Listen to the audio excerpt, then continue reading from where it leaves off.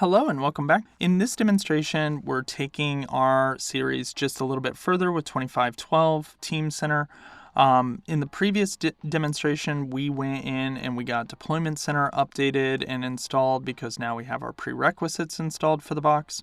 And what we're doing here in this demo is just taking that a step further and beginning to build out our Teamcenter environment. Now, there are several steps in building out the Teamcenter environment, but what's cool is that environment and all of its attributes and features are available for investigation in Deployment Center, and when we go to deploy it, Deployment Center will tell us what was successful and what wasn't. To begin with, if we're going to install Teamcenter, just note that you should definitely review all of the features and licenses that you have, as you may have different selections than we have. What we're installing is essentially a basic install. It's no additional licensing minus change management, which we do have and we will be selecting. But we'll just install the features that we recommend to have installed in that basic install, and then you'll take it a step further and install different capabilities that you've purchased with your licensing. In here, I'm going to go ahead and log in with our user that we created during the installation. I'm going to sign in. And then we've talked about the getting started software repositories and the machines. So we're just going to dive into environments here and just begin to create this. So it'll tell me a little bit about some of the selections I'm going to have to make here. So basically there'll be options, create a new environment or register an existing environment. If you have a Teamcenter environment already installed using the Teamcenter Environment Manager or TEM, you can sync, if you will, or send that configuration to Deployment Center to try and resolve it, and that way you can use Deployment Center going forward. We will talk about demonstrations for this as we release them throughout the month, so stay tuned for that as we go through that process. But in this case, it's going to be a new environment. So it just says to click the plus button here to create that. And I'm going to go in and do that over to the right-hand side. So I'm going to say add environment. And then the environment is going to get created with just a default ID on that environment. So I can, once the environment's here, I like to come into Overview and change the information about the environment. So I'm just going to click the pencil button. If I'd done this in error, I could hit the X, and notice there's a full screen option. So I'm going to click the pencil button, and I'm going to rename this. Just note you can't have spaces in here. I'm just going to call this my Teamcenter 2512 Training ENV. So this is my Teamcenter 2512 training environment. I could make this a development environment. Depending on what I set here, I get different options for loading data into it. This is a training server, so I'm going to pick training. And then the config ID in here, I want to update to reflect. So I'm just going to call this my TC 2512 training ENV. So that's what I'm going to call it. It generates me a site ID, which is a unique ID that represents my site. And then I could add that the site name, the location of that is here. And I could say this image or this environment is for training. So once I get that, I can simply hit the save button in the top corner. And then I have tuned or configured some of the settings, and you'll see it updates here.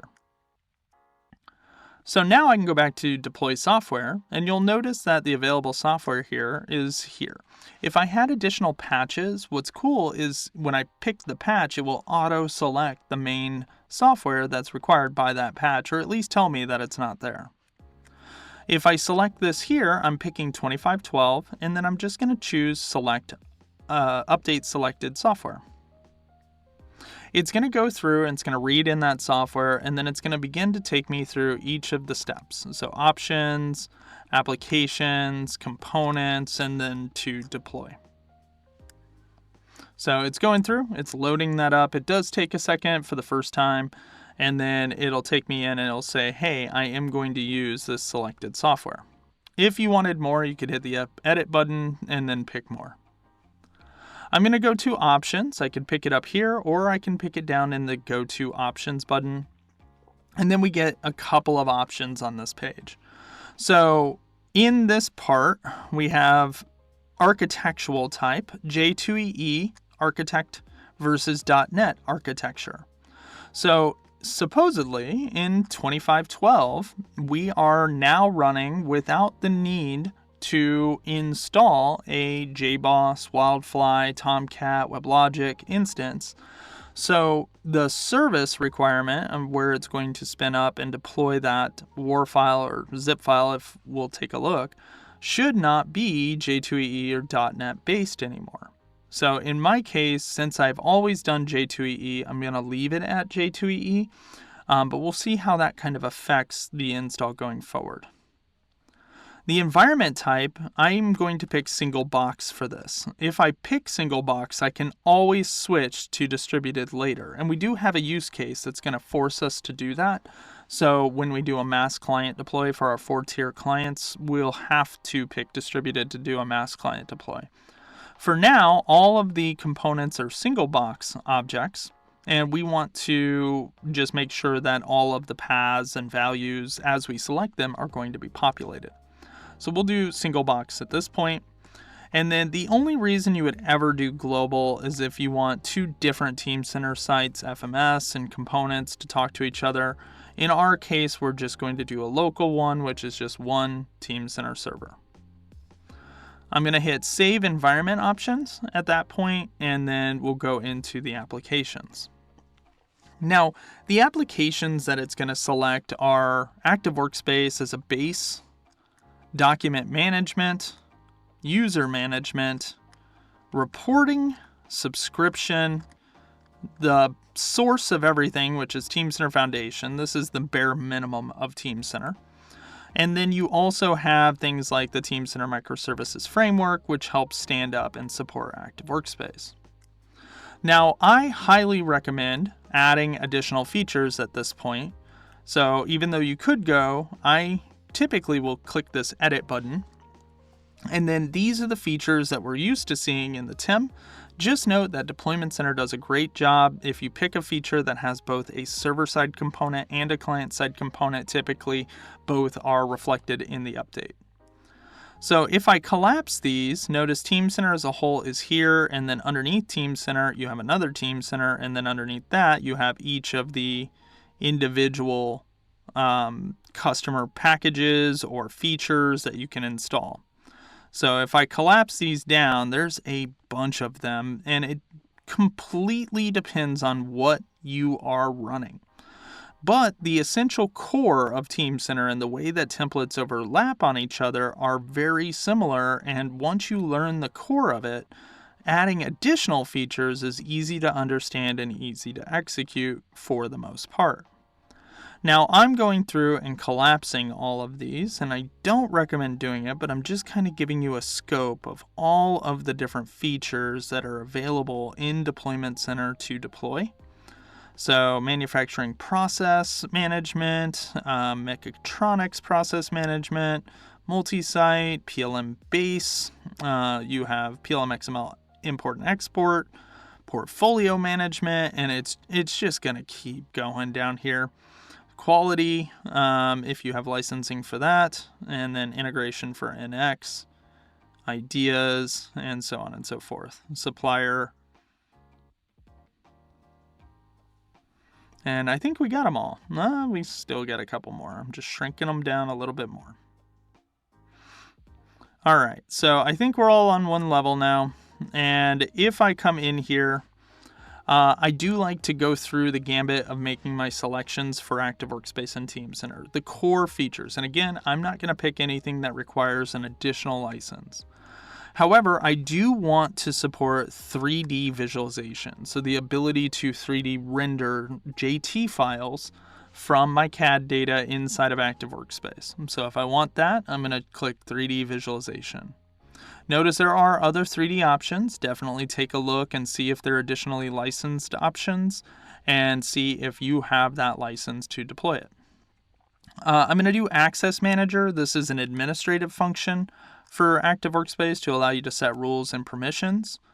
Active collaboration gives you discussions. I'm going to leave that off. It wasn't selected by default, but it does provide the discussion capability in the system. Just note that with active collaboration, you do get an additional database user as well. Active content for structures. I'm going to do the Active Workspace Assistant, which is going to help me predict what commands or C commands that are commonly used. It's also going to give me access to my clipboard. The Active Workspace Base is just the basic installation that was already there. That's going to give me the client and server features at bare minimum. I'm going to do 2D Viewer for things like PDF and for drawings. And then if I keep going down, Advanced PLM Services are really just additional things like diagramming, MD connectivity. I'm not going to really use that. I'm not in an aerospace and defense module, and I do know that's licensed, but the things that I am going to pick are things like BOM management. I'm going to come down and do auditing. If I come down further under BOM management, I'm not going to use that, but let's just kind of fast track this. I'm going to do a couple of others. I need to get some administrative objects in here. So Enterprise, Knowledge Foundation, Enterprise Process Management. Under Enterprise Knowledge Foundation, I have Change Management selected here. Now, if you don't have licensing for this, definitely don't select it. But in my case, I do, and I'm picking it. If you needed to find this, there's no search mechanism except for the browser. But if it's all expanded and you just do a control find, notice that I get the search up at the top. So then I can say next, next, next, and then I can find that element. So keeping going down, I could select dispatcher, but we'll go ahead and do that in a separate lesson. That's not bare minimum, it's for background processing of tasks. We'll go down even further. You've got extensions in here where I've got the user management component that was selected by default. It's for your organization, adding users, groups, and roles. If I come down more, you have product configurator as well, auto selected here if you have the licensing for it. I'm not installing product configurator in this Go, so I'm just going to leave that off. Definitely check into it. It's a fun feature. And then if I come down further underneath this, we'll just see what all we can get selected. So going down, most of these are just additional features that are above and beyond the out of the box, just very niche things or things that you'd need additional licensing for. Additional embedded viz for rich clients if you have them. MRO, maintenance, repair, and overhaul. Manufacturing process management. I'm going to select markup. And then if I go down further, if I had NX, I would do the NX integration build and then with whatever features I needed with that. But I'm going to go down to PLM base. This sample files folder, this is needed for development work. I'm going to leave that off for now, but it's potentially something I could install in the future. I am going to install PLM XML export and import. This gives me the ability to do PLM XML importing in the system, which helps me populate training data. And then if I go down further, there's only a quick glance. It's got product configurator services. I'm going to turn that off. And then I'm going to turn reactive logging on. This will give me the ability to capture syslogs and performance logs out of the client as I perform tasks. Reporting gives me the reports module, so I can create reports. And then if you have eCube's TCRA, you could get into reporting and analytics and select features. If I go down even further here, there's just gonna make sure I check each one of these. Teamcenter Foundation is the base. It was auto-selected there. In newer versions, there's these cool AI chat integrations we may get into, but for now, just the basics. Teamcenter Microservices Framework is required by Active Workspace to run. This basically is the middleman between the web tier and the Active Workspace client itself. It hosts the gateway that hosts the client that gives you access to it. This is the component in Linux that you'll need Docker for, or at least the new name of Docker. And then if I just kind of quickly go down to the bottom here, usage bomb, I'll go ahead and do that. And then that is pretty much it. Now, I do know that there's a couple in here that I will want. Preference management is one of them, so I missed that one. That'll give me the access to modify preferences. Workflow is auto-selected here, so I see that. Notice there's only one option for workflow, and I should get workflow designer with it. Query builder isn't selected here. So for now, I'm just going to go ahead and say update selected applications. And I've added a whole bunch of things that I don't need additional licensing for, minus that change management module. Alrighty, so in here, if I say look through it, I see pretty much everything.